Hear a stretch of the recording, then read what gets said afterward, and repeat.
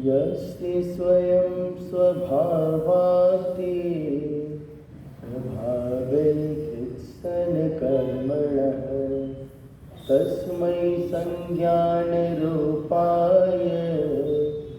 नमोस्तु परमात्मने।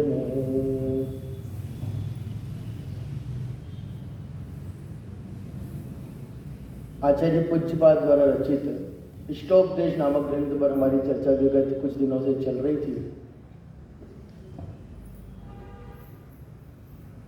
हमने उसमें देख लिया था कि जीव कैसे कैसे भोगों में उलझा हुआ है, कैसे कैसे शरीर को पत्नी, बच्चे, पुत्र, रुपया, पैसा, घर इनको अपना मान रहा था। जब सब कुछ पता चलने के बाद में वो जो पूज्यपाद आचार्य के सामने जो शिष्य बैठा हुआ है उसको भली भांति प्रकार से ये तो निर्णय हो गया कि अब मुझे कुछ और ना पूछ करके वो आत्मा कैसा है जिसका ध्यान करना चाहिए। मैं कहा था ना, दो बातें बताई थी। ध्यान करने से यदि आपके सामने है ना दिव्य चिंतामणि रत्न है और एक तरफ वो खल का टुकड़ा है, दोनों मिल सकते हो तो चूज आप क्या करेंगे?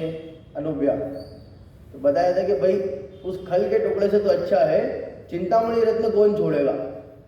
आत्मा की उपमा चिंतामणि रत्न से करते हुए कह रहे हैं और दूसरा कह रहे हैं वो खल का टुकड़ा।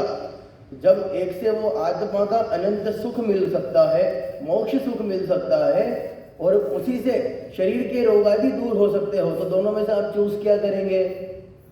कौन करेगा? कह सेवते सुधी, कौन बुद्धिमान व्यक्ति ऐसा होगा जो उसका सेवन करेगा? कौन उस शरीर के भोगों को मानने के लिए सुख करेगा? तो कह रहे चलो ठीक है, आपने जो बता दिया ना कि ध्यान करने योग्य वो आत्मा है, तो उस आत्मा का स्वरूप तो बताइए, वो आत्मा है कैसा? जैसा मैंने कहा था कि पिछले अब 20 श्लोक तक तो ये ऊपर ऊपर की बातें चल रही थी और अब जाकर के मानो 20 श्लोक पूरे होने के बाद में अब उसके समझ में आया हो श्लोक शिष्य के, कल कहा था ना मैंने, अब उसकी अक्ल ठिकाने आई है। अब जाकर के उसको निर्णय हुआ कि मेरे को क्या पूछना है। अब सब तरफ से समझ गया। अब उसने पूछा था कि हे भगवान, मुझे उस आत्मा का स्वरूप बताइए, वो आत्मा है कैसी जो ध्यान करने योग्य है, वो आत्मा है कैसी? तो 21वें श्लोक में कहा था स्वसंवेदन सुव्यक्तस अनुमात्र निरत्ययत् अत्यंत सौख्यवान आत्मा लोकालोक विलोकिनः। आत्मा के 5 विशेषण देते हुए बताया था। आत्मा मतलब प्रोसिल्विया, आत्मा मतलब, अरे रोज चल रहा है ना। हाँ, मैं कह दे रहा हूँ, पंडित जी ने तो इतना फेमस कर दिया आत्मा म्हणजे मी। हाँ वो इतना फेमस कर दिया, आत्मा मतलब मैं। भाई जब जब आत्मा की बात चले तो ऐसा ना लगे कि किसी और की बात चल रही हो, अपनी ही बात चल रही है, आपके बारे में बताया जा रहा है। तो बिल्कुल सचेत होकर के बैठ जाओ, एक्टिव होकर के। कौशल भैया देखो, कहाँ ध्यान था? नहीं था। मैं तो ऐसे ही गया हूँ बस, जैसे ही नाम लिया, अब इधर उधर भी ध्यान होगा ना तो एकदम तुरंत हाँ हाँ पंडित जी। कहीं गए भी हो ना, मेंटली भी इधर उधर कहीं विचारों में भी चले गए हो, तो आपका नाम लेते ही वापस से वो आ गए ना। तो यहाँ भी वही कह रहे हैं आचार्य पूज्य बात कह रहे हैं। अब वो आत्मा के 5 विशेषण बता रहे हैं, मतलब मेरी बात चल रही है, किसी दूसरे की बात नहीं चल रही। तो जैसे ही मैं कहता हूँ आपके बारे में बता रहा हूँ, बिल्कुल एक्टिवनेस आ जानी चाहिए अंदर से। अरे मेरी बात चल रही क्या? मैं आपको आवाज लगाऊं नाम लेकर के, एकदम तुरंत कान खड़े हो जाते। हाँ हाँ हाँ पंडित जी, वही है।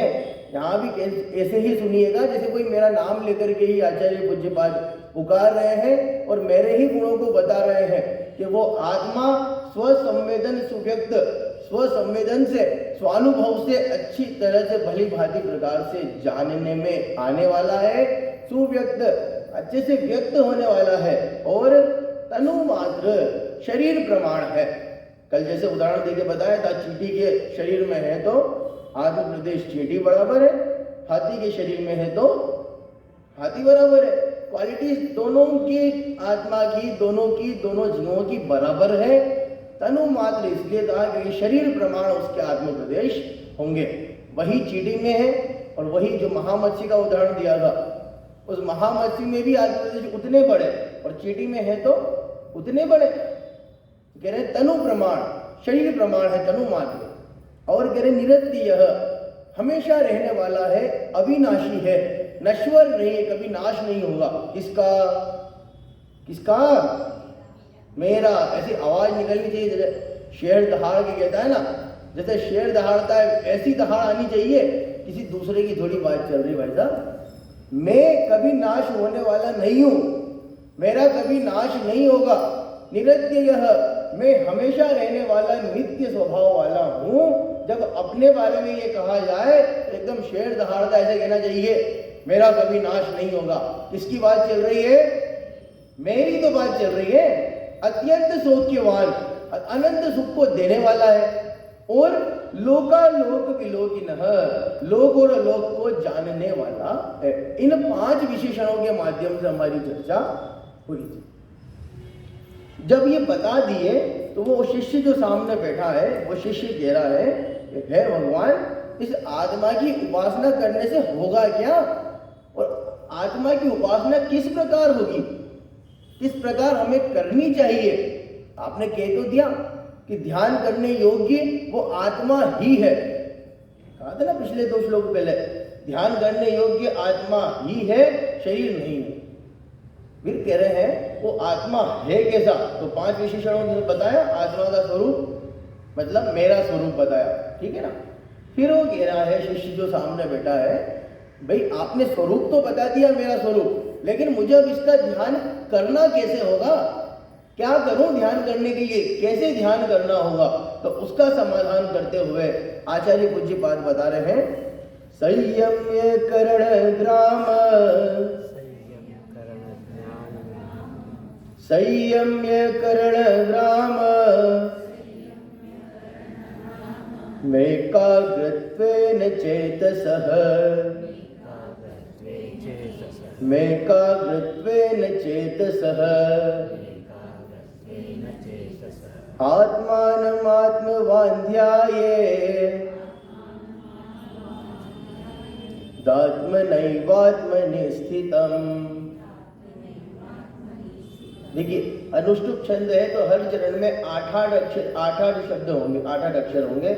आप उस तरह से पढ़ेंगे तो बिल्कुल समझ में आएगा। चरण मतलब जहां कोमा लगा होता है ना, वहीं एक चरण पूरा हो जाता है।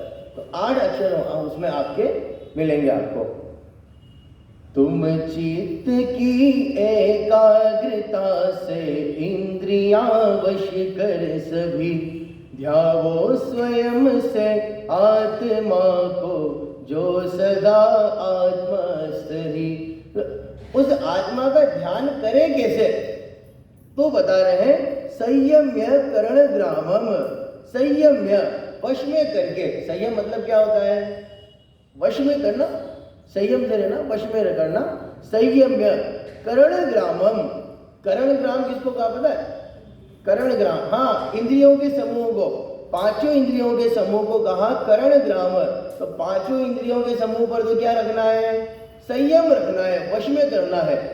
किसकी चर्चा चल रही पता है? किसका समाधान कह रहे हैं? प्रश्न क्या था? आत्मा कैसा है? नहीं, उस आत्मा का ध्यान किस प्रकार से होगा, ये चर्चा चल रही है। आत्मा कैसा है वो तो 5 विशेषणों के माध्यम से बता दिया। 5 विशेषण याद है ना आपको? हाँ। अब उसका ध्यान होगा कैसे वो बता रहे हैं। संयम्य करण ग्रामम एकाग्रत्वेन चेतसः। 2 बातें हो गई। संयम्य करण ग्रामम, 5 इंद्रियों के समूह को वश में करना, और एकाग्रत्वेन चेतसः। चेतसः मतलब मन की, एकाग्रत्वेन मन की एकाग्रता से, मन की एकाग्रता से, और 5 मन की एकाग्रता से इन 5 इंद्रियों के समूह को वश में करना, वशीभूत करना, इन पर संयम रखना। और क्या कह रहे? अब है कमाल की बात। देखो आत्मानम आत्मवान ध्यायेत आत्मन एव आत्मनि स्थितम। इस तरह से पढ़िएगा, आत्मानम आत्मवान ध्यायेत आत्मनि एव आत्मनि स्थितम। आत्मानम, उस आत्मा का, देखिए इसकी चर्चा करने से पहले मैं ऊपर वाली लाइन क्लियर कर दूं। दो बातें बताई है, संयम्य करण ग्रामम, पांचों इंद्रियों को वश में करके, और क्या करना है, एकाग्रत्वेन चेतसः, मन की एकाग्रता पूर्वक पांचों इंद्रियों को वश में करके। पांचों इंद्रियों के नाम तो सभी को पता ही है ना, स्पर्शन रसना घ्राण चक्षु कर्ण, ये पांच इंद्रियां, और मन की एकाग्रता पूर्वक, मन की एकाग्रता से इन पांचों इंद्रियों को वश में करना। पांचों इंद्रियों को वश में रखना है, इनके ऊपर पीछे नहीं भागना। पांचों इंद्रियों के पीछे भागोगे, बोलो एक तरफ तो कहते हैं कि मुझे आत्मा का ध्यान करना है, पहले ये शर्त बता दी। वो बताने से पहले ये शर्त है कि ये तो ऐसा तो करना ही है, इनको तो वश में कर। क्या करना अब नीचे वाली लाइन में बताएंगे, लेकिन क्या नहीं करना है कि पांचों इंद्रियों के पीछे नहीं भागना, इनको वशीभूत करना है। मतलब एक एक इंद्रिय के पीछे भागने वाला व्यक्ति, मतलब एक एक इंद्रिय के पीछे हाथ धो करके पड़ने वाला व्यक्ति अपने प्राण गवा देता है।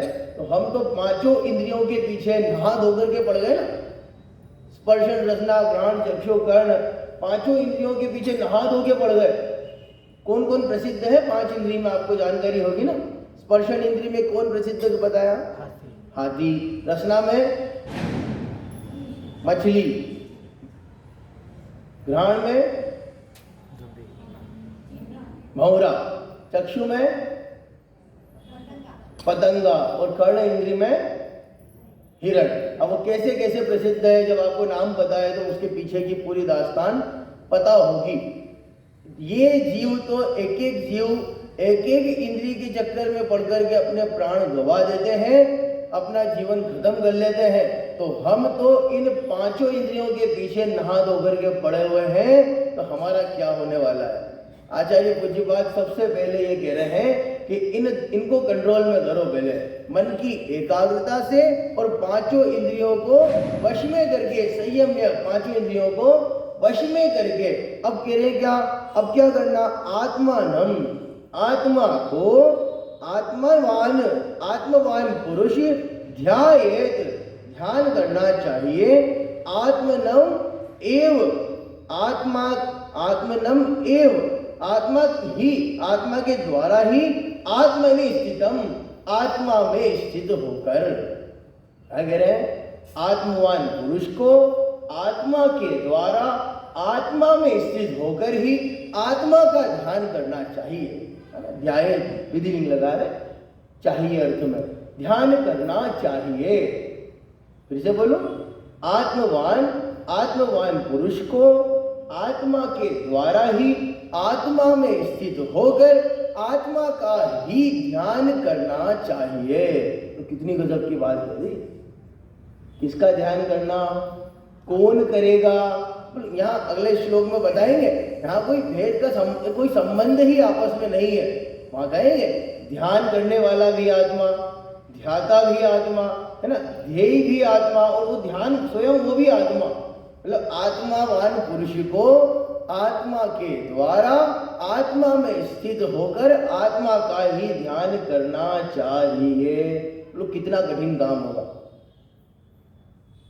आपको लग रहा होगा पंडित जी एक साथ आत्मा आत्मा आत्मा आत्मा घरे जा रहे हैं, सब ऊपर से जा रहा है। थोड़ा सा आप चित्त को एकाग्र पूर्वक करके यहीं सुने ना, तो आपको समझ में आएगा आत्मा का ध्यान करना कितना कठिन है। कहाँ जाना पड़ेगा ध्यान करने, तो मुझे ध्यान लगाना है, प्रोस्टिल पे आत्मा का ध्यान लगाना है, मेरा ध्यान लगाना है। या मैं यूं कहूं, मुझे मेरे में ही स्थित होकर मेरा ही ध्यान करना चाहिए। कोई गलत है नहीं है। तो कितना कठिन होगा मुझे अपना ध्यान लगाना।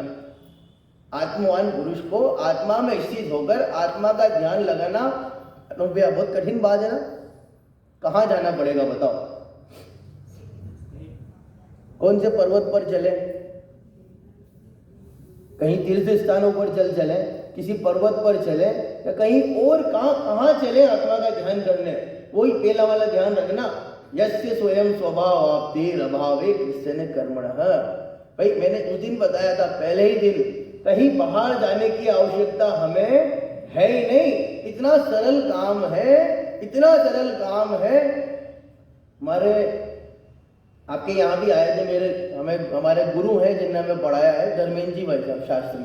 आपके यहाँ आए थे धर्मेंद्र जी भाई साहब पहले, अभी हमारे बीच में तो नहीं रहे। बाकी जब वो हमको पढ़ाते थे तो एक ऐसे ये कहते थे कि चाय बनाने से सरल काम है आत्मा का ध्यान करना। अब वो कहते थे या कहीं और है, हमने तो उन्हीं के मुँह से सुना है। दादा कहते थे ऐसा, हाँ वो मुझे पता चला था बाद में, दादा ऐसा कहते थे। बाकी वो दादा से पढ़े हैं और उनने हमें पढ़ाया है। हाँ, वो दादा से पढ़े, उनने हमें पढ़ाया है। अब हम जिनसे पढ़े वो नाम लेके बता रहा हूँ ना, वो बताते थे और दादा भी ऐसा कहते हैं कि चाय बनाने से सरल काम आत्मा का ध्यान करना है। तो चाय बनाने के लिए तो दूध भी लाओ, पत्ती लाओ, शक्कर लाओ, वो सब भी हो जाए तो वो पतीला तो चाहिए ना उसके लिए, वो भगोनी बनाने के लिए, वो घुमाने के लिए चम्मच चाहिए, वो सब भी हो जाए तो गैस चूल्हा चाहिए, अग्नि चाहिए, वो सब भी हो जाए तो जलाने के लिए माचिस चाहिए। कितने जतन करने पड़ेंगे, कितने साधनों को इकट्ठा करना पड़ेगा। चाय बनाना तो वैसे बहुत कठिन काम है, इतने साधन इकट्ठे ना हो तो चाय भी नहीं मिलती। लेकिन आत्मा का ध्यान करना हो तो कुछ करने की जरूरत नहीं है, कहीं बाहर जाना नहीं, बाहर दूसरे साधनों का लाभ लेना नहीं। कह रहे आत्मवान पुरुष को आत्मा के द्वारा आत्मा में स्थित होकर आत्मा का ध्यान करना चाहिए। कुछ नहीं करना, बस बैठ जाओ, कोई साधन इकट्ठे जतन करने की जरूरत ही नहीं है, आवश्यकता ही नहीं है। ख्याल में आया ना? फिर वो जो शिष्य बैठा है सामने, जो शिष्य बैठा है वो कह रहा है, आपने कह दिया आत्मवान पुरुष को आत्मा के द्वारा आत्मा में स्थित होकर आत्मा का ध्यान करना चाहिए। मतलब क्या आ रहा, उससे प्रयोजन क्या सिद्ध हो रहा है मेरा? कुछ प्रयोजन सिद्ध हो तो मैं वो काम करूं। अनुव्या, कोई प्रयोजन सिद्ध होता हो तो इतनी ये काम करे कि आत्मा का ध्यान आत्मा में स्थित होकर आत्मा के द्वारा किया जाए, उससे प्रयोजन की सिद्धि क्या होगी? अरे आत्मा की उपासना का प्रयोजन क्या है, अर्थात आत्मा की सेवा से क्या मतलब सिद्ध होगा, कुछ मिलेगा, क्या प्रयोजन सिद्ध होगा? तो उसका समाधान करते हुए यहाँ तो यही है, आप कह रहे हो तो जो सामने शिष्य बैठा हुआ है वो बिल्कुल बराबर, बिल्कुल पॉइंट टू पॉइंट प्रश्न कर रहा है। आप देखेंगे अगर ध्यान देंगे तो, ध्यान किसका करना कि आत्मा का। तो वो आत्मा का ध्यान, वो आत्मा है कैसा, तो बता दिए 5 विशेषण से। बताने के बाद अब ध्यान करना कैसे है वो पूछने के बाद आचार्य ने समाधान कर दिया। अब पूछ रहा है उस ध्यान को करने से, उस आत्मा की उपासना करने से मुझे क्या प्रयोजन की सिद्धि होती है? तो बता रहे हैं, अज्ञानोपास्तिर ज्ञान, अज्ञानोपास्तिर ज्ञान, ज्ञानम ज्ञानी समाश्रयः, ददाति यत्तु यस्यास्ति, सुप्रसिद्धमिदं वचः, सुप्रसिद्धमिदं वचः। क्या प्रयोजन की सिद्धि होगी आत्मा का ध्यान करने से? कह रहे हैं अज्ञानोपास्तिर ज्ञानम ज्ञानी, ज्ञानम ज्ञानी समाश्रयः। अज्ञानियों का समागम करोगे, अज्ञानियों के पास जाओगे तो अज्ञान ही मिलेगा, और ज्ञानी के पास जाओगे, ज्ञानी का आश्रय लोगे तो ज्ञान ही मिलेगा। जिसकी संगति करोगे, कह रहे हैं ना आत्मा की उपासना करने से प्रयोजन क्या सिद्ध होगा? कह रहे जिसकी संगति करोगे वो काम होगा।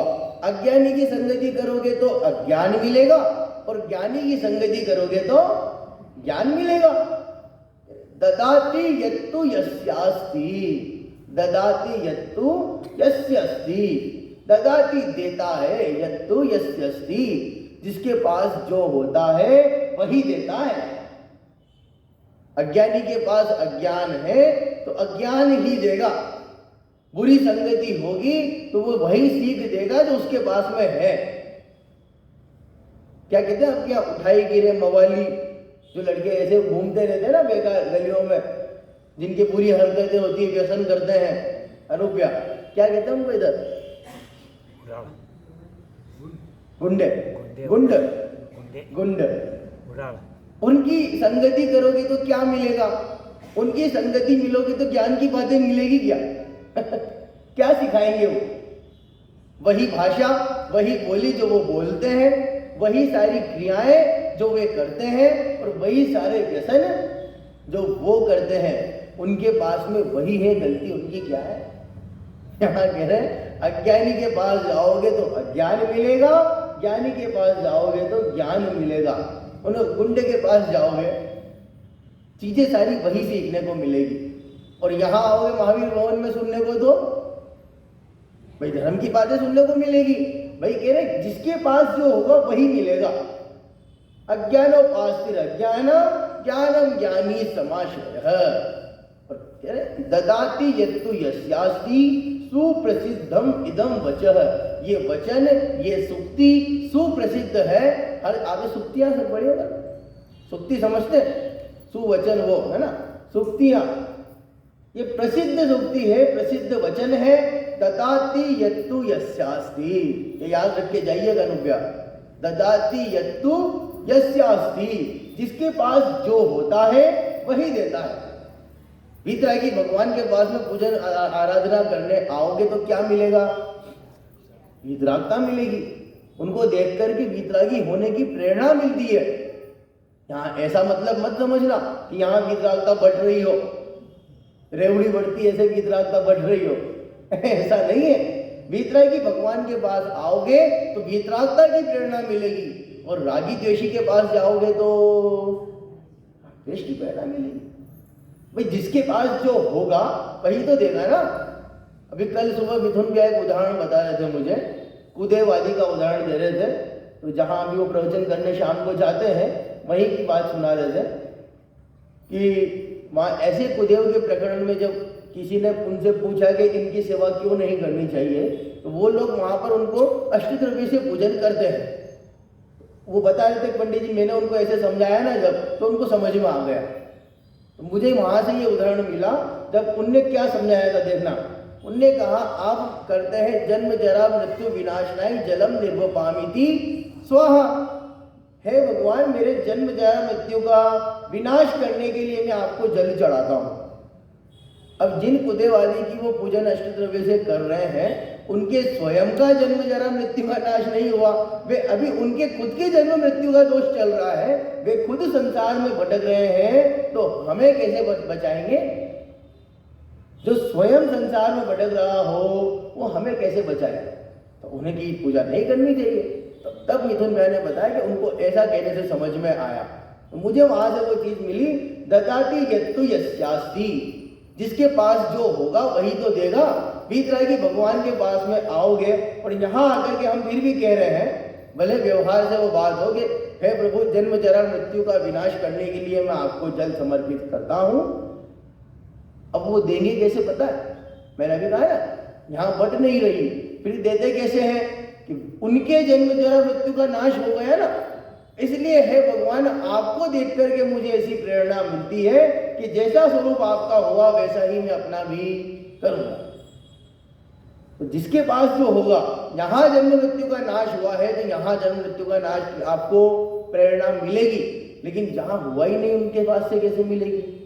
नहीं मिल सकती ना। अब जिस संगति में रहोगे ना, आपका आचरण, आपका व्यवहार भी वैसा ही होगा। अज्ञानी की संगति में रहने से अज्ञान वाला आचरण होता है, ज्ञानी की संगति में रहने से वही ज्ञान ही मिलता है। तो आचरण, व्यवहार, ज्ञान सब हमारा ज्ञान वाला ही होता है। वो कहते हैं ना, कोयले की खदान में सफेद वस्त्र पहन करके चले जाओगे, दाग लगे बिना आएगा नहीं। जैसी संगति रखोगे होगा ही होगा था। अज्ञानोपास्य अज्ञानम ज्ञानम ज्ञानी समाश्रय ददाति यत्तु यस्यास्ति सुप्रसिद्धम वचन। ये सुप्रसिद्ध वचन है, जिसके पास जो होता है वो वही देता है। तो आप बहुत बड़े कार के शोरूम में जाओ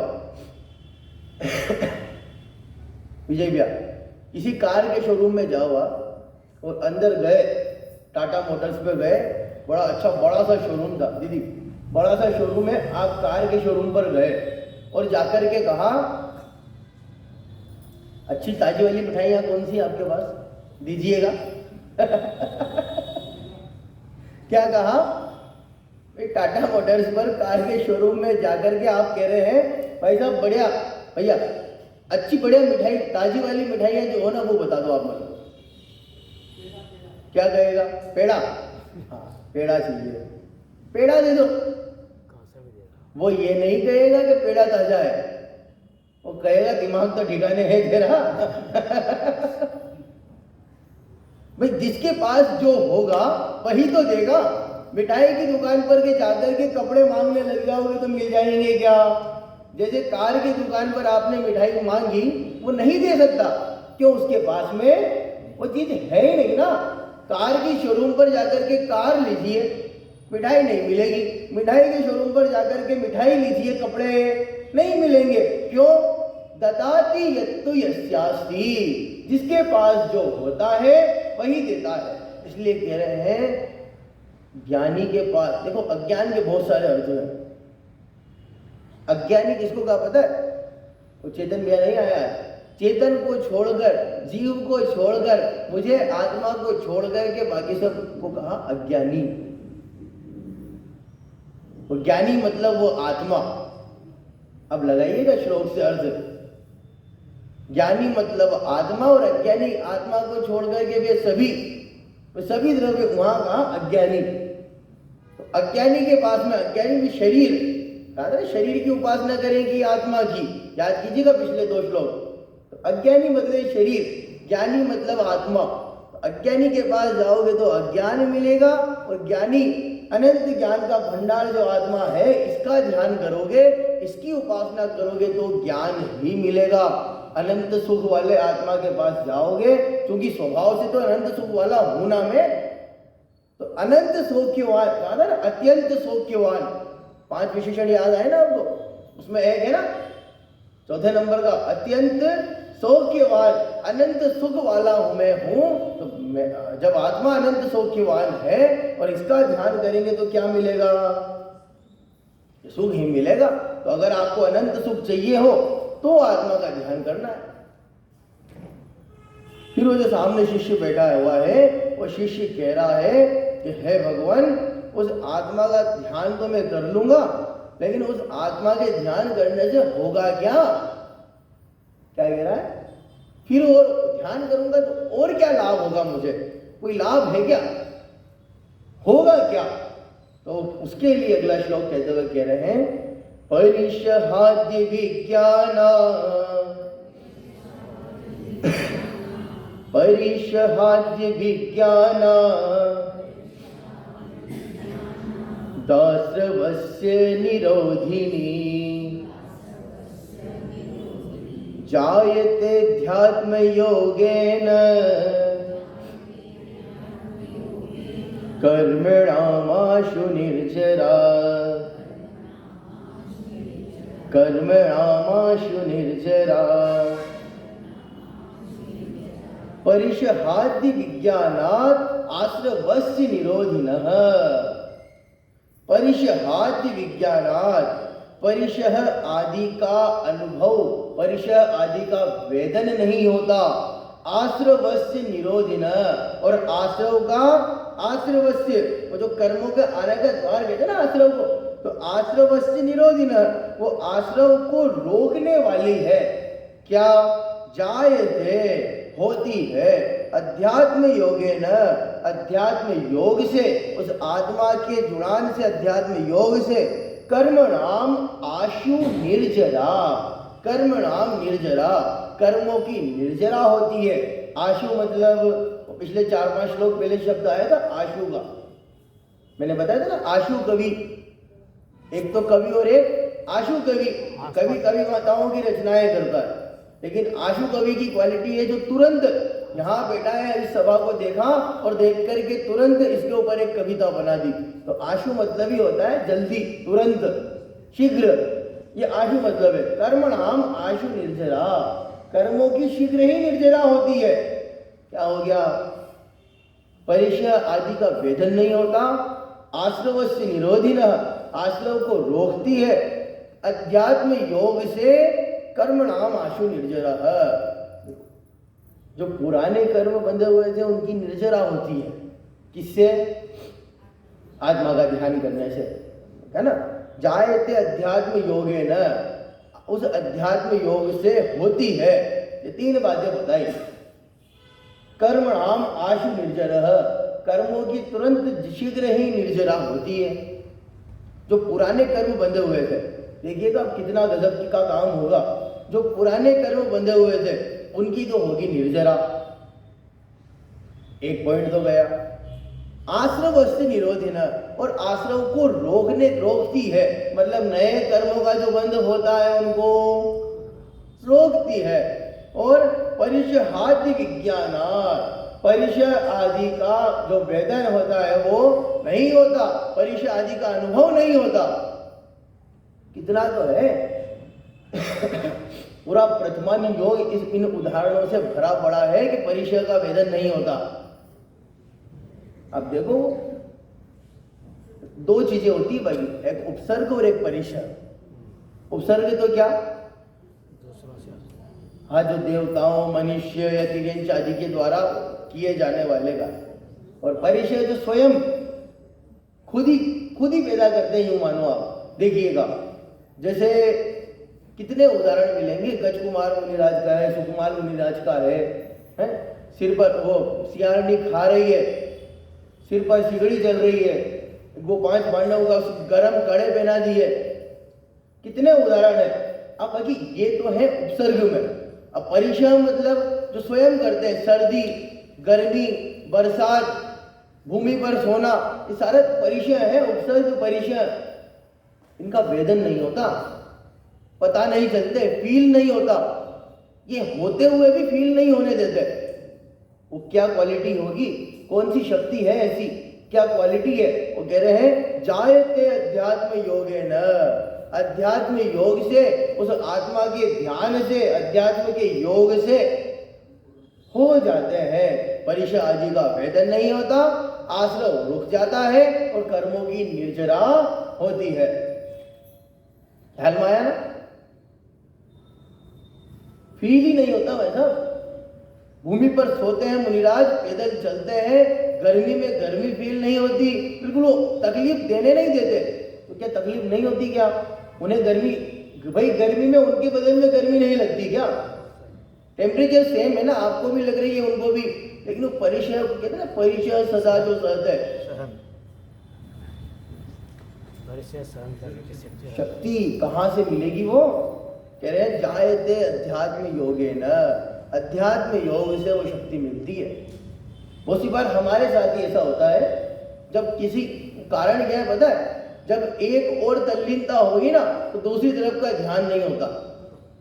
जब आत्मा की ओर, अपने स्वरूप की ओर तल्लीनता है, ध्यान इस ओर है, रोशनी भैया, ध्यान इस ओर होगा तो बाहर की दुख तकलीफ में अनुभव नहीं होगा।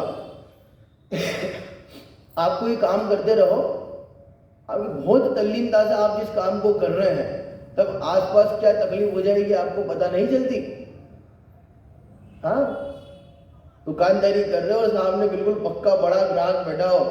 अब वैसे आप जब फालतू बैठते हैं ना फ्री टाइम में, तो जब एक मच्छर भी आगे काटता है ना तो आपको तकलीफ होती है, ऐसे ऐसे करने लग जाते हैं। फील होता है जैसे ही मच्छर ने काटा तो वो फील होता है। कब हो रहा है? लेकिन आराम से फ्री बैठे थे दुकान पर।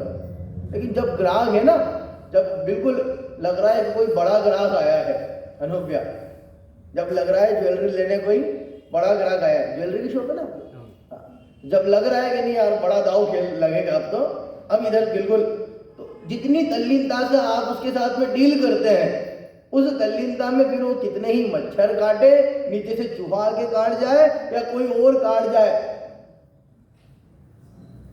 अनुभव ही नहीं होता साहब। आप विचार करके देखना अपने अपने ऊपर, जिस काम में आप तल्लीन है, क्यों मच्छर जब भी तो काटा था तब तो ऐसे ऐसे किया था, अब नहीं कर रहा, ध्यान उधर नहीं है ना, तल्लीनता ही नहीं है। जब विद्यार्थी जीवन में आप यदि जो विद्यार्थी बिल्कुल तल्लीनता से पढ़ रहे हो, अब पढ़ो, आपके घर में अगर बिल्कुल बच्चे बिल्कुल तल्लीनता से पढ़ते हो ना कभी, तब आप देखना घर में कौन आ रहा है जा रहा है, आप उस कमरे में आकर के चले भी गए, आपने सामान वहां से उठाया और फिर चले गए, आपने वो काम कर लिया, और जब बाद में अगर पूछते ना मुसीबत कि मैं आया तो था, कब आया था, मुझे तो पता ही नहीं है, मुझे पता ही नहीं है, क्यों, मेरा ध्यान ही, बिल्कुल वो तल्लीनता होनी चाहिए। जो ध्यान जिस तल्लीनता से आत्मा का हो रहा था, उस जायते अध्यात्म योगेन परिशहाद्य विज्ञानात् आश्रवस्य निरोधिन कर्मणाम आशु निर्जरः, कर्मों की निर्जरा हो जाती है, नए कर्म आना रुक जाते हैं, और पुराने जो इतने कर्म बंधे हुए थे उनकी निर्जरा हो रही है, और परिशय आदि का वेतन नहीं होता। क्वालिटी बताई। तो जो सामने शिष्य बैठा है ना, देखिए मैं स्पीड में इसलिए चल रहा हूं, मैं 51 तक जाना है अभी पिछले 7 दिनों में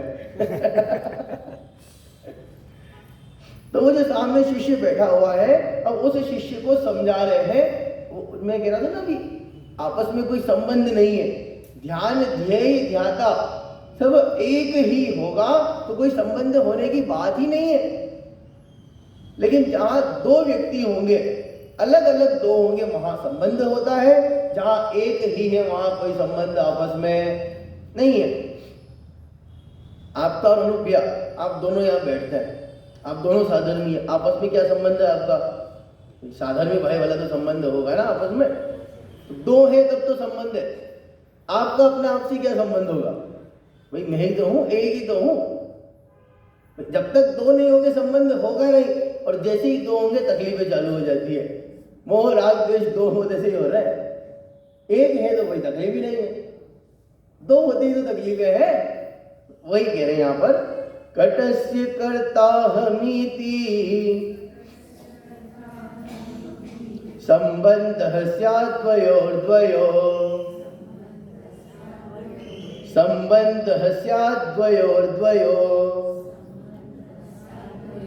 ध्यानं ध्येयं यदात्मैव संबंधः कीदृशस्तदा, कट का कहूँ करता स्वयं को वेते मई संबंध हो, जब ध्यान ध्येय निजात्मा संबंध कैसे तब कहो। इतनी गजब की बात गई है। कटस्य कर्ता हम इति, कटस्य कर्ता अहम, मैं कट का करता हूं, कट मतलब चटाई, कटस्य षष्ठी विभक्ति है, संबंध का की के ना, कटस्य मैं कट का करता हूं, कट मतलब चटाई, मैं चटाई का करता हूं, संबंध स्यात् द्वयोर्द्वय, ये संबंध इति संबंध स्यात् द्वयोर्द्वयो, अलग अलग दो चीजें होने पर, अलग अलग दो वस्तुएं होने पर, अलग अलग दो पदार्थ होने पर वो संबंध भाषित होता है। देखो साहब, आप ये मत कहना ये कैसे उदाहरण लिया है।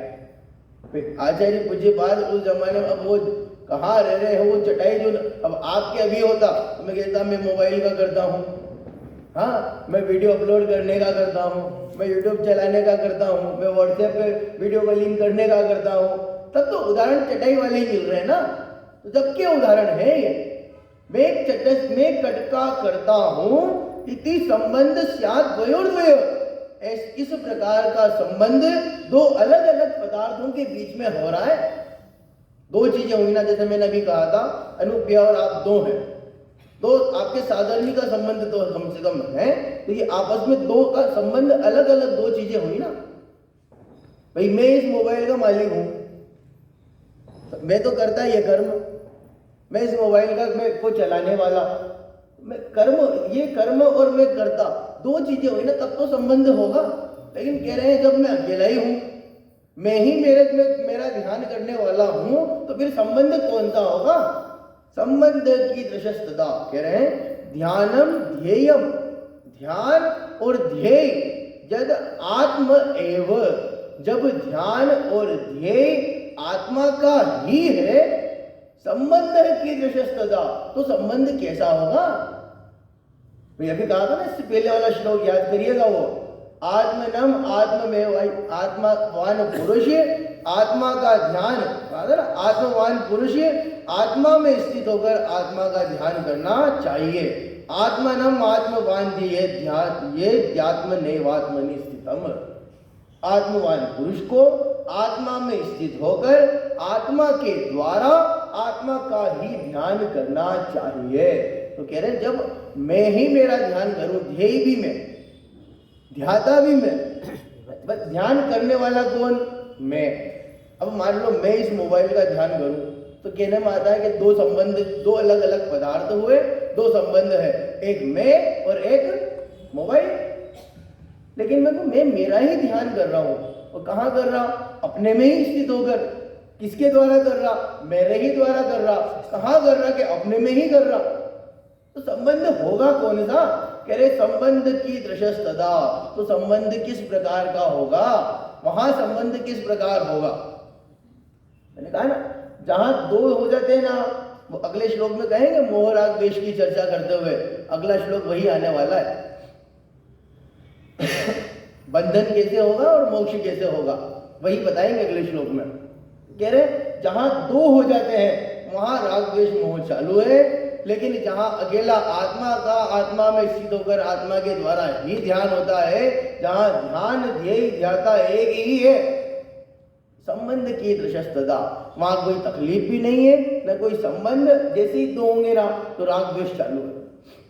तकलीफ दो होने पर हो रही है, एक मानने में नहीं है। जहां दो मानेंगे तकलीफ होगी। बड़ा सरल सा उदाहरण देकर अपनी बात खत्म करूंगा। वो एक राजा को ज्वर पीड़ा हो गई, बुखार आ गया, जो मान करके चले, कितने ही सबने देख लिया वो ठीक ही नहीं हो रहा।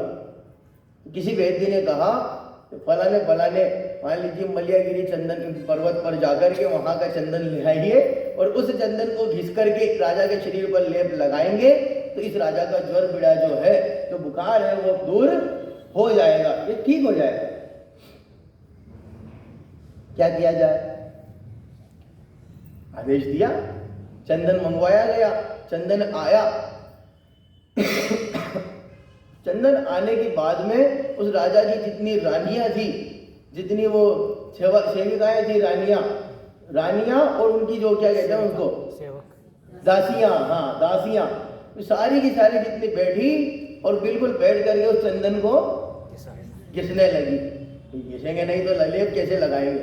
अब घिसने से वो जो चूड़ियां पहनी हुई थी उनने, उन चूड़ियों की छन छन छन छन छन छन करने से, वो चूड़ियों की छन छन होने से उस राजा को, इतनी सारी रानियां दासियां सब एक साथ नहीं करेगी, चूड़ियां बजेगी तो तकलीफ तो होगी ना।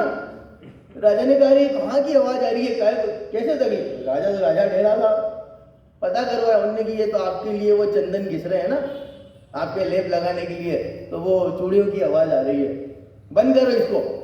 मैं तो शांति पाने के लिए, तो चंदन का लेप लगवाने के लिए, ठीक होने के लिए, शांति पाने के लिए तो मैं चंदन का लेप लगवा रहा था। अब ये छन छन की आवाज मुझे इरिटेट कर रही है, तकलीफ दे रही है, बंद करो इसको। ठीक है साहब, रानी भी तो रानी है, रानी क्या के राजा की चले क्या? रानी गई, उसने जुगाड़ देखा, उपाय नहीं देखा, सब चूड़ियां, वो सुहाग को थोड़ी देर एक तरफ रख करके सब चूड़ियां हटा करके एक एक चूड़ी, एक याद रखिएगा, दो नहीं एक चूड़ी पहन करके फिर आराम से, अब राजा तो राजा ठहरा, फिर पता चला बंद कर दिया गया सही में। सही में बंद कर दिया गया चंदन का लेप बनाना, आवाज ही नहीं आ रही। फिर रानी को बुलाया, नहीं साहब आपके लिए चंदन घिसा रहा है, भाई कहने से मान जाए तो रानी कैसी, आपके लिए चंदन घिसा रहा है। फिर किया क्या कि वो जितनी चूड़ियां थी उन सब चूड़ियों को निकाल करके हमने एक एक चूड़ी रख ली तो छन छन की आवाज नहीं है। नहीं आ रही। अब शांति है, अब सुकून है। जहां दो है वहां राग द्वेष मोह है तो दुख है, जहां एक मान रहा है वहां दुख नहीं है। मैं तो वो उदाहरण देकर के, इस सिद्धांत ये देकर के समझाना चाह रहा था, जहां एक से आप दो मानेंगे वहां छन भी होगी, दुख तकलीफ भी होगी, आवाज भी आएगी, लेकिन जहां एक ही है वहां कनल राग द्वेष पैदा हो रहा है। भाई आत्मा को अब दो मान लेना अपने आप को, वहां तकलीफ चालू है।